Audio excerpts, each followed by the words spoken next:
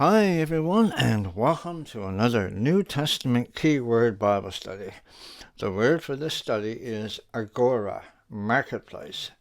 And the key passage is John chapter 2 verse 16. And we're also going to connect with John chapter 1 verse 14. So if you have the document in front of you, I've printed the biblical text there for you. Now, Jesus is in the temple, and he says, "Don't make this place, my Father's house, a marketplace." Keep that image in mind. Here are the definitions of the Agora, the marketplace, as they are used in the New Testament. They're going to help you frame out what you already think the marketplace might be in the context, though, of Scripture. Now, agora can be a verb. In other words, it's an action. Agora is the action of gathering people together, bringing people together, going out looking for people, advertising, if you like, bringing them together. It can mean an assembly. An assembly, though, doesn't have to be people. It can be an assembly of goods. For example, I'm going to the market. Now, when you're there, you look around and you say, "Oh, the market." And you might be referring to the energy of the people there. So it can be an assembly of goods or the people in a certain area. The Agora also, in the New Testament time, didn't necessarily have to involve the buying and selling of goods. It could simply be the part of a city or a community that was most frequently occupied by people, a gathering place. And as a noun, it is the actual place of assembly. So it's the place where you go, as I said earlier, you go to the market. And what would happen there? Well, in the New Testament, the marketplace had many uses. Public debating. Elections were held there.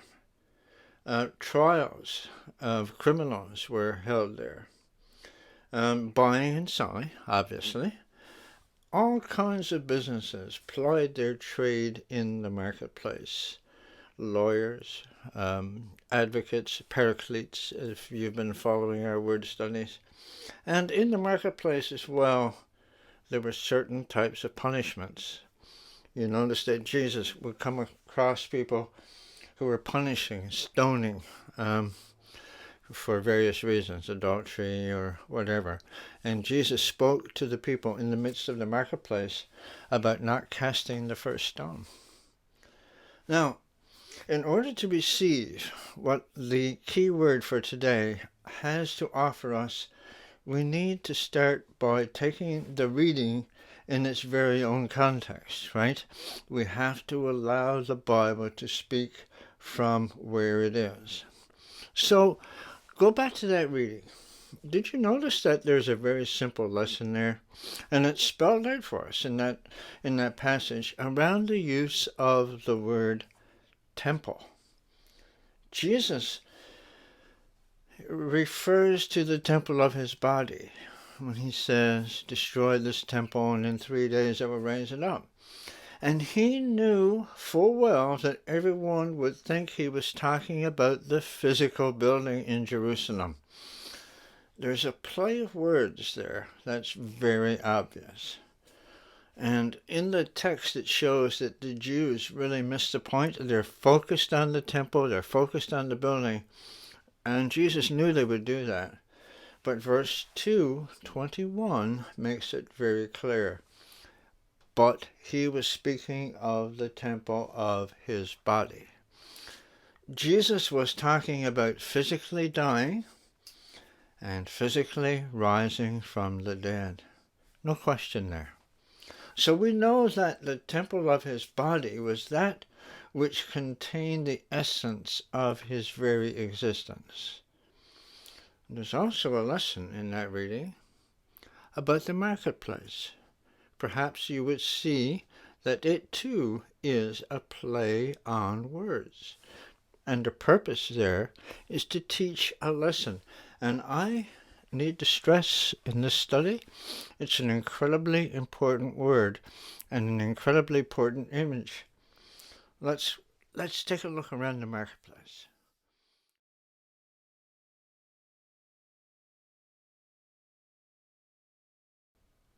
So now let's look back at verse 2:16. Jesus is in the temple and he says, "Stop making my Father's house a marketplace." I hope you notice that in no way did Jesus say the marketplace was bad or evil or that it should be done away with and that people shouldn't go there. He didn't say that. Not at all. What he was saying is that the world, cosmos, see word study number 16, a little bit of a commercial there, it's a really good Bible study. The world is a place that needs a lot of work. You see, he's not saying it should be abolished. He's saying that God needs to go out there, not the other way around. He is saying that the values of the world,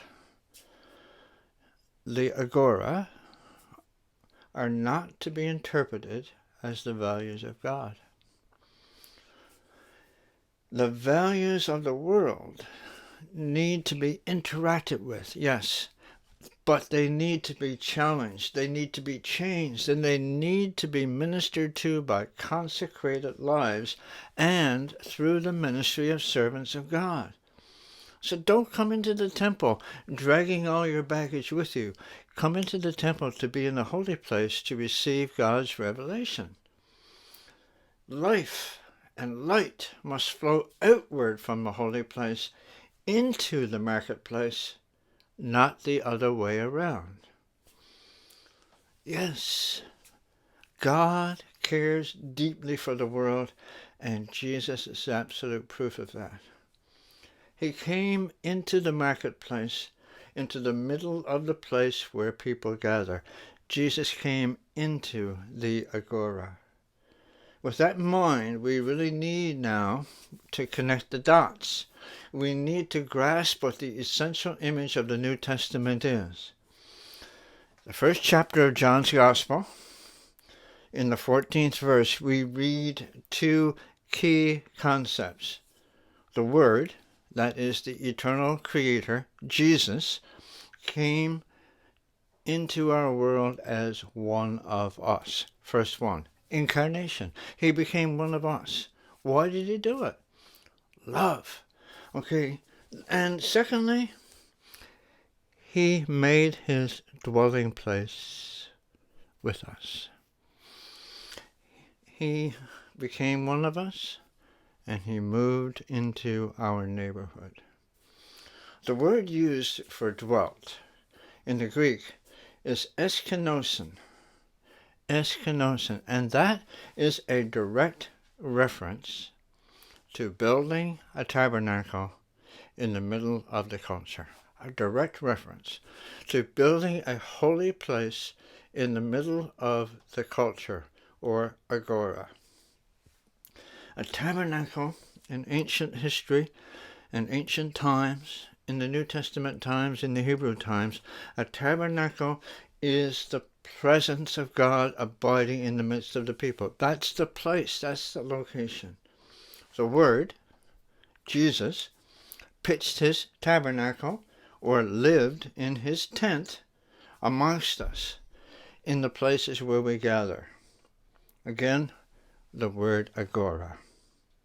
So as we end this study, I, with all my heart, hope that I've been successful in helping you get a vision of God's love flowing out into the world, flowing out everywhere people are found, and in whatever culture or situation they share.